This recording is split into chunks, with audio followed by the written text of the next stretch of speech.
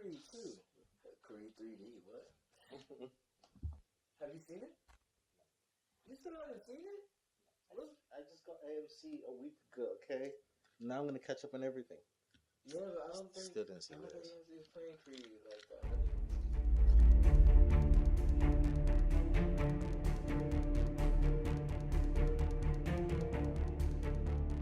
Carlos, what are we here to talk about? Let me actually do a proper intro, seeing as this is not the rooftop talk, so it's not very. This is a review, so it can't be too casual.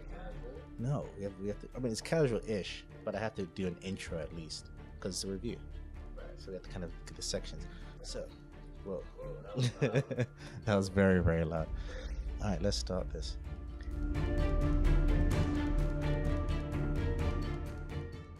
Hey, what's up, guys? English Dave here. Welcome to a Nerdy Bunch review of Bumblebee, the movie directed by Travis Knight, who gave us Kubo and the Two Strings, and he is the co-owner of Leica Studios.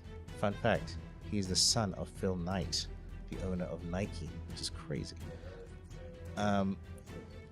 We're here to give you, like I said, a review of Bumblebee. The reason why I say review is because this will both be a spoiler-free and spoiler review. Carlos wants to get straight into it, but he also recognizes that there are a lot of you who haven't seen this movie. The numbers speak for itself. This movie is not doing as well as it should. As far as Carlos and I are concerned, we think it should be the most successful Transformers movie ever, by far, but it is not. So we are here to let people know why they should see it, and we're going to talk about that for a minute or so. And then after that, for those of you who have seen it, well done, you made a good choice. Join us as we'll go full spoilers into that. So Carlos, I'm going to welcome you officially. What's up? Happy New Year. Happy New Year. What's going on, Nerdy Bunch family? Let me let you guys know. Carlos and I had scheduled to do one of our rooftop talks. We hadn't decided which one, but then Carlos is determined to talk Bumblebee, so we changed our plans. It's all good. There's gonna be a bunch of shit dropping. But that I'm just saying. I say that to say that's how important this was to Carlos to get this done. So I acquiesced. Is that how I use it? Is it acquiesced? Acquiesced to his request. You know what I'm trying to say. Yeah. we don't fault you, Dave. So let's talk Bumblebee. Let me get this. Let me get the synopsis out right here. On the run in the year, I like that it says in the year of. On the run in the year of 1987, Bumblebee finds refuge in a junkyard in a small Californian beach town. Charlie, on the cusp of turning 18 and trying to find her place in the world, discovers Bumblebee, battle, broken, and scarred. Like I said, this was directed by Travis Knight and written by Christina. This is written by.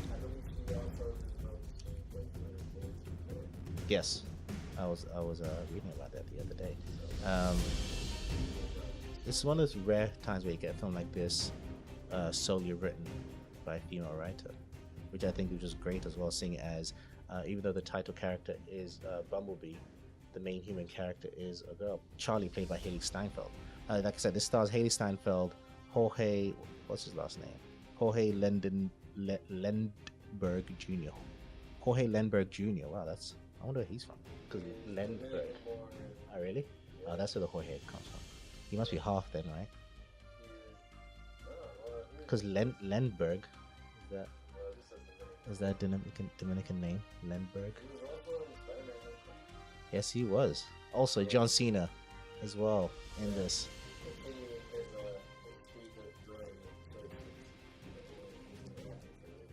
Let's talk about the movie now. Carlos, it was set in 1987. We've had 7, I think, or 6 previous Transformers movies. How many did Michael Bay do?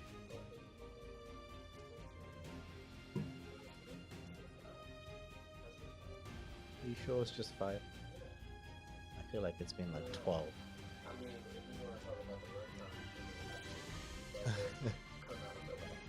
Hey Google, how many Transformers movies did Michael Bay make? Okay, 5. You're right. Yeah, it's just that 4 and 5. It feels. Are both like over 2 hours. They definitely feel like. It just feels like a long ass. Yeah. So yeah, let's start off. What going into this movie, before this movie, when it was announced, right? What were your feelings on the Transformers franchise as a whole, and knowing that Michael Bay had previously said he was not coming back. He came back, and then now again he said he's not coming back, and then they announced Travis Knight is doing it, set in the 80s. We weren't sure if it was a reboot or not. So going in, what were your expectations?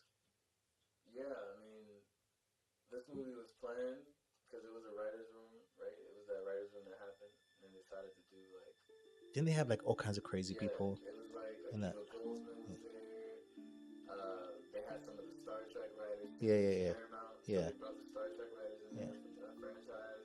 Michael Bay was there, the producer, Lorenzo Di Bonaventura, and they all kind of like hashed up both the last night and then like sequels and spin-offs. Because that Bumblebee was always going to be the first one.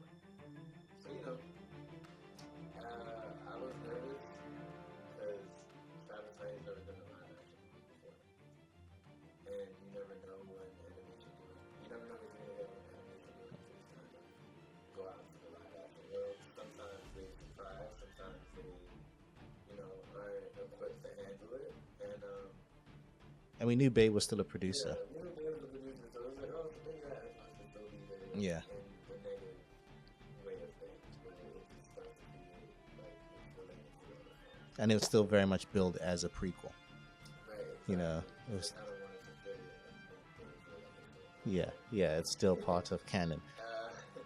But as I started to film and stuff, and then footage started to play for certain people, reports started surfacing online about how it looks really different, it was really isolated.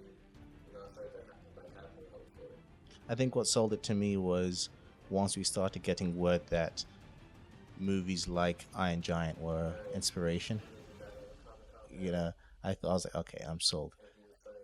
Because not only was I sold in terms of the reason why I was sold is more so it told me they were focusing on story and character, Right. not just spectacle. Exactly. And that's what I was like, okay, let me see what Travis like you said, I was worried coming from animation to live action. I liked Kubo, I didn't love Kubo. Right.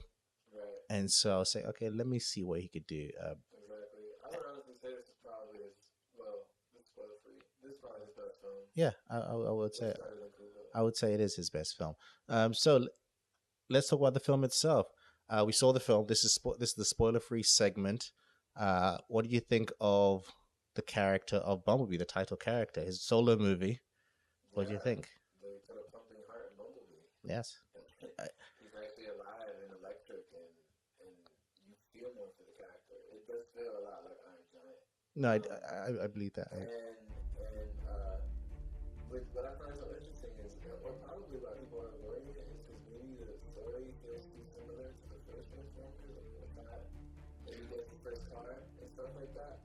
But I feel like that's what's so interesting about it, because even though it is kind of a repeat of that in general, just a teenager getting the first car. But I think, they're going through things like, ironically, I think that story fits better in the 80s setting than the Shire films, because that whole I feel like this version of that story was more. It just made more sense, and it gave them more space to really build out. Because obviously they didn't have to introduce all the Transformers. well, that's what I was gonna say. Yeah, I feel like this version of that story is way more immediate. more personal. Yeah, it comes across real personal. Because it's just one robot, right? He's not trying. There's no other good robots like relationship with him and Bumblebee. Oh wait, him and Optimus now. Oh wait, him and It's almost like this film is like no longer the movie. yeah. I feel like this is how maybe it should have started out. Yes. Yes. Yes, they should have done that. We have a first movie where Bumblebee comes, and then building up to the rest of the Transformers coming. It's true. This is almost like the first film, what it should have been. I agree. What do you think of Haley Steinfeld? herself leading in this film. I thought she was fantastic. Um, But she's someone that I feel like she's in the movie, she's going to deliver. exactly. She's one of those young And actresses. she's never like playing with her feet. No, And no. it was funny. I watched Ready Player One the other day, and I totally forgot she was in it. And I was like, oh no, wow! Like she actually had kind of a great ear. Yeah, yeah, In tentpoles or like blockbusters. yeah. Like I mean, she was in Spider-Man. And she was in Spider-Man. She's Gwen Stacy. So she definitely had a great run last year, and I think she's great in the film. She's actually so good. I'm actually wondering like who I like better.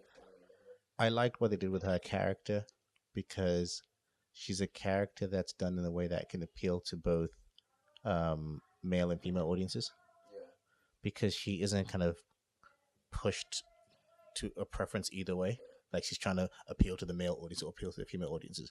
They just portray her as a character, and I really like that. And like she's a she's a good. She's like an adult now. Yeah. For her to kind of reach back to act as a teenager. Yes. Which is kind of how we first saw her to begin with when she was coming up. Which you'd think this is because of that. A lot of filmmakers then usually take that opportunity, kind of like what Bay did with Megan Fox, to sexualize them, right? Because they're adults playing teenagers, so it's like you can kind of do it, but they don't do that in this film with her, and I love that. Yeah, it's actually like really different. Yeah, I feel like every time we see like something like that, I'm seeing like a relationship. It's really yeah, it just ends up being like a friendship. yeah.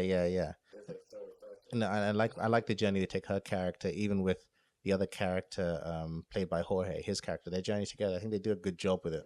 With Mema, then what's his name? The mother is really good. The parents. I saw this movie. I saw this movie twice. The first time I didn't like it, but I think it's because of who I saw the movie with. It was a noisy crowd. Second time I didn't mind it as much because the first time they reminded me too much like they were trying to copy Bay's films, and they just like ugh. And for me, just to get this out of the way, the main negative issues I have with the film is the fact that, and we'll elaborate on this in the spoiler, is anytime it does things to remind us of the Bay films. So I think that's what put me off with the parents at first because they played a bit similar in type. It's different, but just the idea of having parents who are also there for the comic relief concept. I was kind of thrown off by it. It's like the first movie, except everything is done to a more greater positive effect. Yes. To make you want to love the movie more. Yes.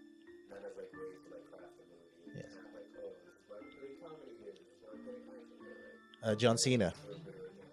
John Cena is good. Yeah. I liked it.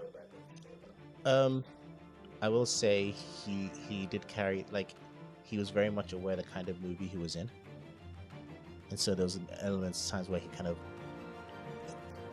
not played it too hard. It wasn't like it was close to overacting, but it never crossed the line. There was a balance. There was enough balance to not cross over, but there were times where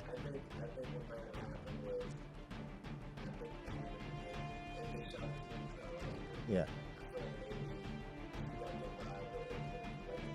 Yeah, exactly. That's what I'm saying. So, yeah, exactly. That's what I'm saying. There's scenes where he kind of was going, like he was in a different movie than Haley Sniper. Like, like, and so. But ultimately, I had fun with this character, outside of a few things here and there. Overall, yeah. The action scenes, the visual effects, let's quickly go into that. It's clear. You can see everything perfectly clear. You can kind of define who's who when they're fighting. It's not just a mush of metal hitting each other like the Bay films sometimes. You get a good sense of perspective, and scale.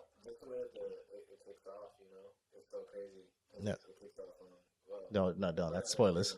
That's spoilers. But basically, go watch it if you haven't seen this film. It's probably the best action movie that's out right now. It is. I don't know what you guys are talking Like about. the only other movie you need to see if you haven't seen this is Spider-Verse, and then go see this. And then go see Bumblebee. Yes, because and then see both twice. Exactly. Because Aquaman again, please. bullshit. Bumblebee is an excellent film that has been released recently that I feel nobody's watching. Yes, so go check that out. I really want to advocate you guys go see that. So for those of you who have seen it, we're going to go full spoilers right now. Bumblebee, Carlos, go full spoilers. Holy shit, That the beginning. opening scene. What the fuck, bro? You know, I was instantly taken back to my childhood. I don't even know, bro. Like with that opening scene, I was just like, what? It looks so cool, it looks so dope, and it looks so clear, and it looks like weird. So we go to Cybertron. Yes. And it looked too like shiny metal, weird fake. We're going to a car dealership in space. Well, here's the thing. This movie opens, that opening scene instantly tells you a whole bunch of stuff. One, this is going to be different visually, right, to the Bay films, because instantly you're seeing that visual tone. Two, well, I was gonna say, two, it makes the Decepticons and Autobots feel like characters, like with a soul and motivation, and they don't feel like robots. You know, like a robot is just a mindless, soulless thing, right? Whereas these are actual beings. They're aliens. You know, exactly. Yes, there's sentient consciousness to this, and there's depth to them, and there's nuance to them, and so that opening sets all that up perfectly. Like, it's like good versus evil, it's still like you're watching actual, like, it's amazing. But I was actually gonna say, like, I also find it so interesting that they chose to open big and then go small. yes. It's like, Yes. oh, like, That's like a Mission Impossible Rogue Nation stuff. it's like some kind of, like, it's so interesting. It's I true. didn't see it again, but that's That one of is- the things that kind of strikes. That is one of the biggest scenes, is the opening. It's like, holy shit, like, that was such a big opening, but then they went small. And it gets very intimate. It's very personal. And Yes. It's like, holy shit, like, I thought that was genius for them to do that, because I guess, you know, if you really fuck with Transformers, if you like, you know, The Last Night, all of Bay's movies, basically, and you go into this, you're kind of getting your satisfaction at the beginning. Yes. But then at the same time, you're getting that, oh, well, It's tricking you. this is, like, different. Like, it's different, and you like it. Yes, and there's It feels new. a new but nostalgic at the same time, because I think Exactly. Especially if you're a big fan of the cartoons. by kind of simulating more of the cartoon look and style, the 80s cartoon look and style specifically, It's so grounded and realistic. it Like, instantly exactly and it instantly takes you back to the 80s. You feel nostalgic as soon as you see it. You're like, oh wow, that looks familiar, even though it's new. At the same time, there's a familiarity to it, not just because it's connected to the Bay movies in some form, but because it aesthetically looks like your childhood. I remember telling my friend, I was like, this looks like the cartoon, but in all the best ways. That's not a diss to it. That's a pro. Like, it's really, really well done. And I feel like something else that I found that was amazing that they achieved in that opening sequence was they made it compelling without being too sci-fi. Yeah. Because, like, you know, But- usually when you're in space and shit, or like they would try to do that in Cybertron. But gave us some cool action stuff. Yeah, exactly. But there was no, sometimes in Bay's movies, like they'll be monologuing and just saying crap. Yeah, exactly. It's like, you don't know what the fuck I was like, what are you doing? You- but just seeing, like, it was just so cool, especially how it ended, you know, with Optimus basically being your Bumblebee and having to get out of here. Yes. Watching him, it's like a soldier, like, getting stripped away. So what did you think? Relay a message. What do you think of seeing him? Like we knew it was going to happen, right? Yeah. Because we know it's connected. But happening so early in the film, him losing the voice. Yeah. What did you think of the yeah, voice? losing the voice. Yes. I was just about to go right into the action sequence on Earth. It literally opens up with almost a 20-minute action sequence. Yeah, no, it does. Between Cybertron and when the military gets. Yeah, it goes right through to that. Yeah. But yeah, who's he voiced by again? It was Dylan O'Brien. Yes. Yeah.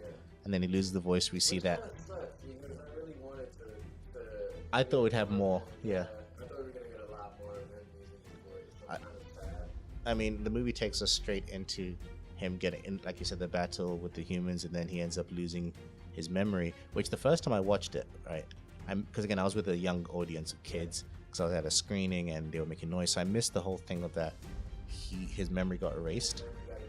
So I was like, wait, he just went from being this warrior and now he's acting like a dog. what the hell's going on? I was so annoyed because he was like, he's acting like a pet. Like, what is this? Like, I was so, I was like, what is going on? And when I watched, exactly, when I watched it again, I was like, oh, he lost his memory.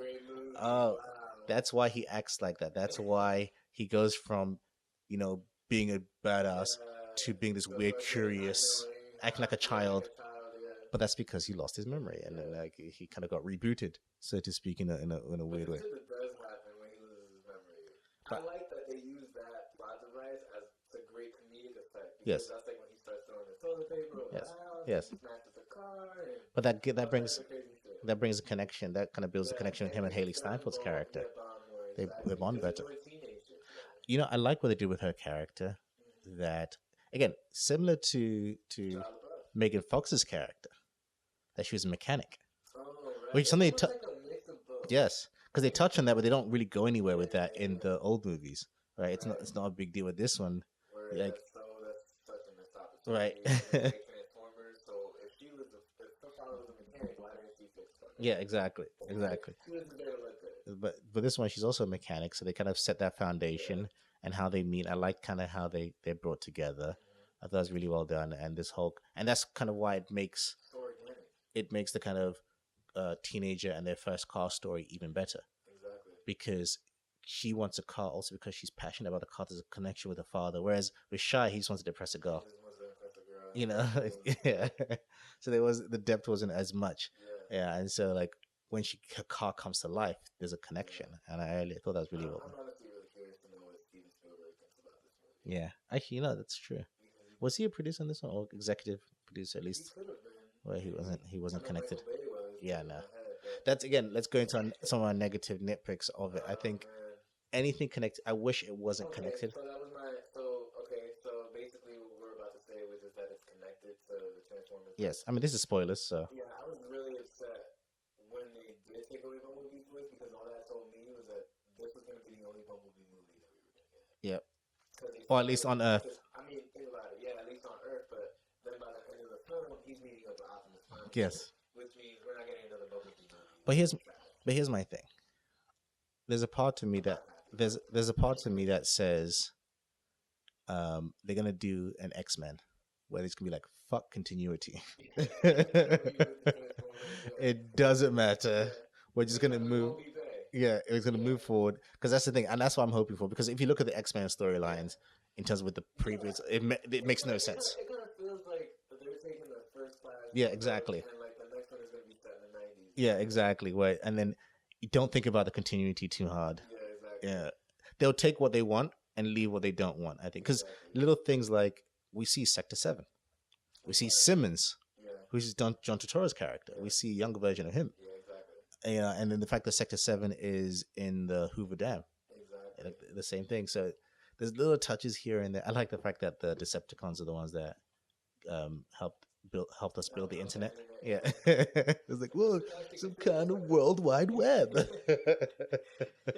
My favorite part is where John Cena is like, their names are literally Decepticons. Am I the only one that realizes that? Though I wish the opening scene with him and his friend, I thought that was going to be something. Because they build it up like it's going to be something. I mean, I guess the reason... Because you think he's going to get killed. Yeah, but it never comes back. We never reminded of it. And like seeing it twice. Or maybe he is dead because again, everybody else dies by the end. I know, but I'm just saying it's never put as an obvious motivation, right? Because it's set up as one. But it's never. For me, even though that scene didn't pay off, or like, you never see his friend again.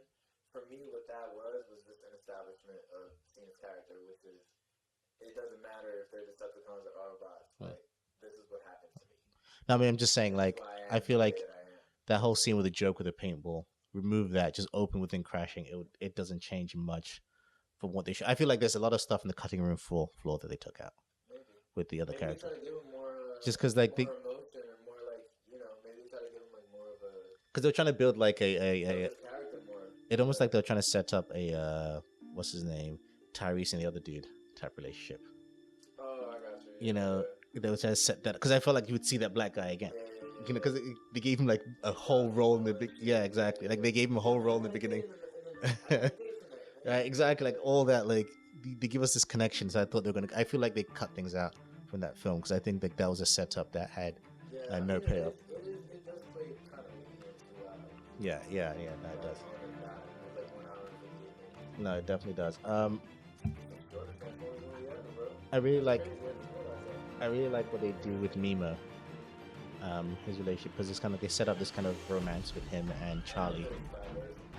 Yes, and the ending of their story where they just end, where she's just like, no, I'm not ready for that yet. We're just friends. I love that. I think that's great, and I just think that because it's not they're not trying to force a love story within this other narrative. It's just more build up a friendship that maybe one day could become a romance, which is fine, but that's not. I mean, you never know. They might critic approval might be enough to warrant. Because again, I think also the studio. One of the reasons why Bumblebee happened in the first place, with a relatively smaller budget, is because they knew that. That's what I'm saying. They knew that there's Transformers fatigue. So I think that they were ready for a hit, in terms of to take a hit. I think they're not in terms of as long as they're getting the critic praise. Yes. Because the critics are loving it, right? 98. Because I feel like 98% Rotten Tomatoes warrants a sequel of some sort. You know, like to be like, because you want to see more. What else? What else? The action. Let's talk about the action. Travis Knight doing this action. I think it looked like real choreography. It wasn't like some of the Michael Bay scenes. The problem is it was about being too fancy. Like you see someone transforming mid fight. I'm like, why are you transforming right? Yeah. Where you get so confused, like I don't know what's happening. Like with this one, there was purpose. There was purpose to it. So I think a lot of the action scenes are done really, really well. Like I was in it. Just the continuation of the Cybertron scene where they're finally on Earth and they're fighting. It was great to see during the daytime. That's exactly where I was gonna go. To see Bumblebee in the daylight and to see him to see an explosion go off in the daylight. And what I like in terms of Bumblebee, what I liked also is it's again this is something that I established in the other movie, but I think they did a better job in this film of saying that he can scan any kind of vehicle and look like it because he becomes like 3 or 4 different vehicles in this film. At the beginning, he becomes the truck, the army truck, the army vehicle, and then he becomes the other car, and then he becomes the VW, and then the Camaro, which is the Camaro at the end. I'm like, oh no, it's connected. Like no, why? Like why? All right, another nitpick. They tried to make a big deal of it, but ultimately that whole thing with her diving was for nothing because she doesn't do anything when she dives in the water after him. Because it's like she goes to save him, but she's not because he just gets up on his own. So I was like, okay, what was that scene for then? I get the meaning behind it, but I wish this is what I wish, because or not even him. She has to climb a tower to pull out the rod, right? The rod should have been underwater, so she has to dive underwater and then take the rod out to stop it. Exactly. Like Bumblebee shouldn't fall in the water. Like the only thing should be like, or maybe the tower falls in the water but it's still on, and so she's climbing up to get it. The tower in the battle it falls and she's like, "Fuck, I have to dive." Yeah, I know. But then with that, it's like he just wakes up. She doesn't do anything. She's not like she starts him up or anything like that. Yeah, that's what I wanted to see. Yeah, exactly, or something to save his life. But she does nothing. So I was like, okay, why is that scene? It was like almost as if they were like, oh wait, remember? I kind of wanted it to stay ambiguous. Yeah. I thought they were gonna end it there. I thought I did think too. Would have been like, oh shit, okay, we're getting a second one. But I now thought it's like, fuck, like. I thought we were gonna end it with Bumblebee's death or supposed death. Yeah. We're just getting Justice League after Batman. But again, this is we're making a lot of assumptions because they could just say fuck it. We're just gonna carry on, take elements and just complete, almost like Star Trek. What's his name's movies? Abrams movies, right? Where it's kind of like a soft reboot, where certain things happen but other things didn't happen, and blah blah blah. Screenwriter Yes. It being like one of the first times I've seen or read her script. And like I said, it's one of the first times these kind of movies where you have a lone female screenwriter, which I think was great. She definitely brought heart to these characters, so shout out to her. Yes. Christina Hoffman, I think it's her name. Really looking forward to see what else you got. Yeah, I mean, like you mentioned earlier, she's working on Birds of Prey for Warner Brothers. So let's see. So Hopefully gets a good director and yes. has a great script. Anything else you want to talk about? The music was great, very 80s. Yes. I love the Smiths. The music. In the whole film. I love the Smiths. The music was done really good, really well, because it maintained the 80s aesthetic without the film using other means to constantly remind you it's the 80s. Without the visuals. Yes. Without using the visuals. So it's more feeling. You felt like you were. I love the fact that they used the Smiths a lot. Yes. And then even using it for Bumblebee's voice. Exactly. Yeah, I love that they use it as a product because it's like it's kind of their MacGuffin. Yes. Because they use the Smiths as like, oh, like he didn't like it at first, and then like in the end it's like playing. Yeah. So yeah, I love that. And then even I love the whole, again, playing on the 80s. You know, just the 80s references in general. Those at the Breakfast Club.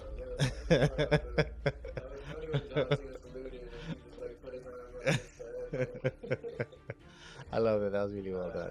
Yeah, just really, really well done. Really happy. Probably top 5 and it's best time for 2018. Yes, definitely. I have to rewatch that movie. You guys who have seen it, definitely rewatch it. What are your thoughts on this movie now that you've seen it and heard our thoughts on it? Do you agree? Do you disagree? Let us know. info@thenerdybunch.com or find us on social media at The Nerdy Bunch. We have a whole bunch of other podcasts coming up this week. We have Travis and I did a podcast, a review for Netflix's Mowgli, directed by Andy Serkis. And we also have a Spider-Man Into the Spider-Verse review out. Raven and I did a review for Bird Box that should be up in the next few days as well. So look out. More. Yes. I am ready. So thank you, Carlos, as always. Thank you guys for listening. My name is English Dave, and this has been a Nerdy Bunch spoiler-free and spoiler-filled review for Bumblebee. And as always, keep it nerdy.